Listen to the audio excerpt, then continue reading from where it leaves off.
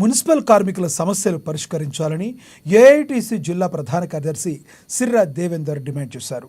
ఆదిలాబాద్ జిల్లా కేంద్రంలోని సంఘ కార్యాలయంలో భవన నిర్మాణ కార్మిక సంఘం అధ్యక్షుడు గాజంగుల రాజు అధ్యక్షతన శనివారం జిల్లా కార్యవర్గ సమావేశం చేపట్టారు. ముఖ్యంగా నెలసరి జీతాలు ఇవ్వాలని, పండుగ సెలవులు మంజూరు చేయాలని ఆయన కోరారు. ప్రతి నెల 5వ తేదీలోపు వేతనాలు వచ్చే విధంగా చర్యలు చేపట్టాలన్నారు. ఈ మేరకు మున్సిపల్ కమిషనర్ కలెక్టర్ను కలిసి విన్నవించాలని తీర్మానించారు. జరిగింది.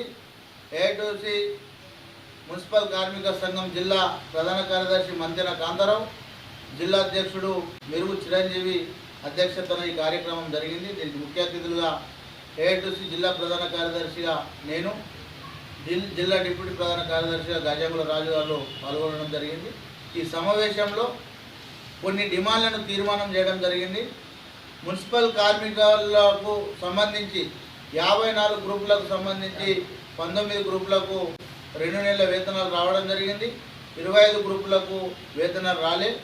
అది సోమ మంగళవారం రోజు వరకు కమిషనర్ గారు ఈ 25 గ్రూపులకు శాలరీలు ఇస్తామన్నారు వేతనాలు.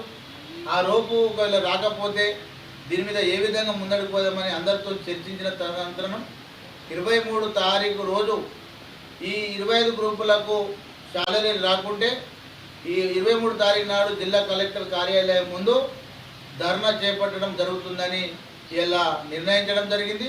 దానితో పాటు ఇలా మున్సిపల్ కార్మికులకు ఇవ్వాల్సిన బెల్లం, కొబ్బరి నూనె, చెప్పులు, గమ్ షూలు ఇవి ఏవైతే యూనిఫామ్స్కు సంబంధించి వాటన్నిటినీ అంతలోపు కార్మికులకు ఇవ్వాలని డిమాండ్ చేస్తూ ఉన్నాం.